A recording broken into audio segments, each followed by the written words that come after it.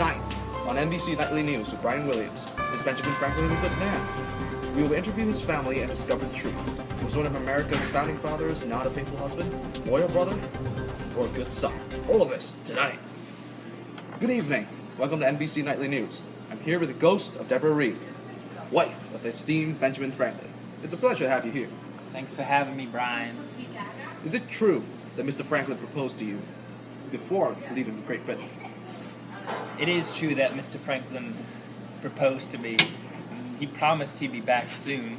We were in great love at that time. Ben stayed much longer than planned.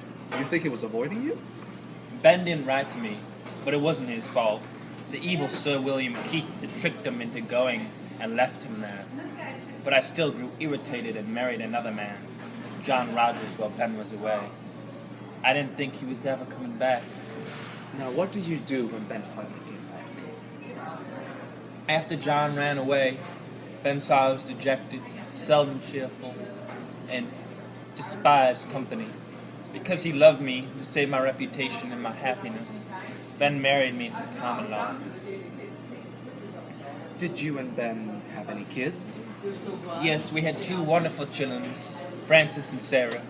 Francis died very young of smallpox, but the wicked Ben also had an illegitimate son, William.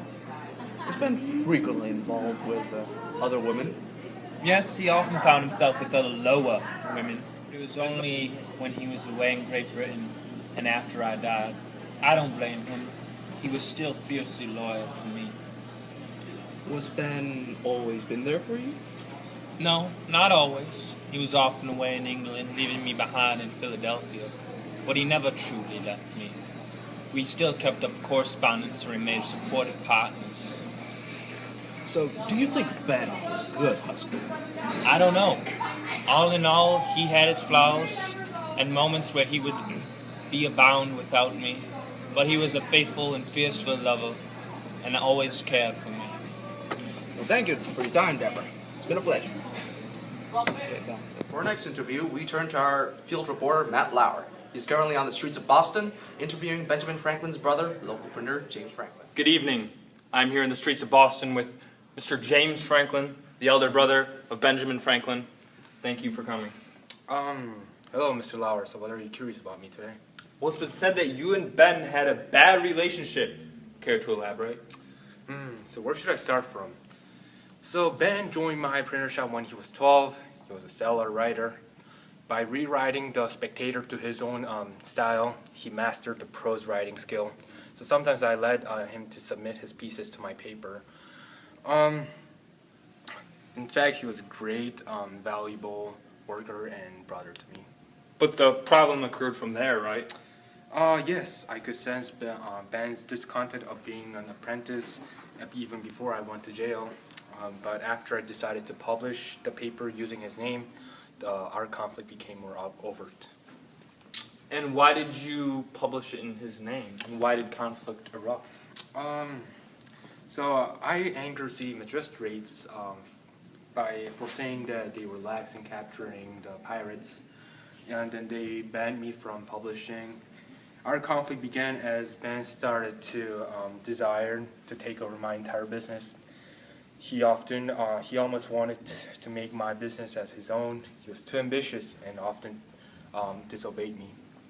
But from what I recall, excuse me beforehand, but Ben claimed that he often beat you.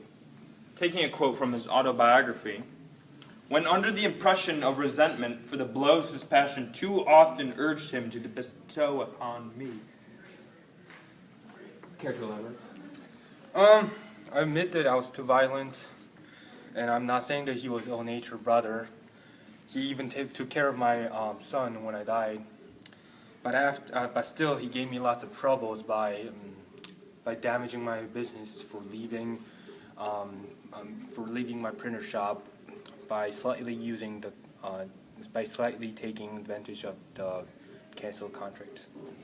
Well, thank you for your time, Mr. Franklin. Back to you, Brian. Now we continue our investigation of the family life of Benjamin Franklin. I'm currently chatting here with another ghost, Franklin's son, William. How are you today, William? Fine, thank you. Now, Despite the quarrelsome nature you have with your father, do you still maintain a good relationship with him? It varies. He did pay for my law education, and I'm really grateful for that. My father, however, he did try to contest my political views that I adopted while I was being educated in England. Did you consider yourself a loyalist? I did indeed. My father and I quarreled fiercely as the colonies began to become more independent from Britain. He was a staunch advocate for independence, as I was not. How do you become more sentimental towards the British monarch? I studied law at the Inns of Court while living in Britain, and I learned the basic principles of traditional English law. I met the Percy family as well, and through the friendships I made with them, I grew more sympathetic to the Tories back home. I spent much time at their home, Northumberland House, and developed my understanding of the qualities of British government, which I grew to love. What did your father think of this exactly? Father's not very reserved about his beliefs, and he was quick to try and undermine mine. Benjamin was a very intelligent human being, in that he supports ideologies prevalent in the colonies. He's a supporter of the colonists. Disagreements between us, to say the least, were quite common. I assume this created a great rift between you two? There was a rift between us that was already existing. I had to leave my fiancée to go to Britain with my father, and I really resented having to leave her for such a long time. Later during my stay in Britain, I actually decided to drop my marriage, which was unfortunate. It was a very complicated time in my life. My father did, however, agree to pay for my education. The experiences I shared with him as a young boy until now helped me grow intellectually, and I'm very grateful that he gave me such experiences. How positively or negatively has your father affected the course of your life? In all, my father was greatly concerned for my successes and well-being. Despite the fights we had, I could tell that he was trying to shape my life in the best possible manner so that I could live successfully and happily. Ben will always have a good place in my heart. In the start of his autobiography, Franklin addresses it to you. Is it widely assumed that he's trying to present advice to you by writing in this manner? How do you feel about this? Yes, Ben did address his autobiography to me in part 1 of the book. And given my being a governor, I would say that the advice he's trying to give to me isn't really needed as much. Father wrote to me so he could write in a fatherly tone for his autobiography, and so he could seem modest, not specifically to give me advice. I don't mind it too much, though. Well, thank you for your time today, William Franklin. Is there anything you would like to say as we wrap up our interview? Yes. My father was a great man and helped me become who I am today professionally. My father, however, was not quite someone would want to have as his or her father. We did not maintain a great emotional connection together. I grew up constantly educating myself while my father pursued his own interests, and I was often subject to his whims as we grew up. Benjamin did not try to foster our personal relationship as much as our professional relationship. He felt more of a mentor to me than a father, and I wish we could have been closer. Yeah, thank you for your time, Mr. Franklin. Thanks for meeting us today, Mr. Franklin. Thank you, young sir. I'll do anything for my son, Ben. Now you're a tallow chandler by trade, right? Yes, in fact, I enrolled my son into that same trade. He was a tallow chandler when he failed arithmetic at a younger level in grammar school. He followed in my footsteps for a short while, but he didn't like it that much. Did Ben ever dislike being a tallow chandler? Yes, I often suspected him of wanting to take the sea, so I eventually bound him to become a printer under his brother. And eventually he was going to be there until he was 21, but then he stopped, and it stopped him from leaving the country for a long time. Did he eventually leave? Sadly, yes, he did. He disobeyed me and left for Philadelphia. He abandoned the trade I left for him and went against my direct orders. So what were your original intentions with Ben?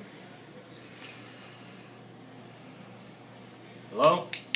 Oh, Hello, sir? sorry, man. Yeah, I'm an old father. You gotta understand. What were you saying again? So what was your original intention with Ben? Oh yeah, sorry about that. I found that Ben was excelling in school, so I was originally going to make him a priest under the church. But what convinced you to stop his education in the church? The cost of college education. My family, there's not enough money to support him going to college, so I eventually just decided to not have him get a further education. So, in your opinion, how did your son treat you throughout your life? He didn't follow my commands and did not enter the trade I wanted him to be bound to. So I would consider him disloyal to me. Thank you for your time, and now enjoy your afterlife, sir. Thank you. I'll die.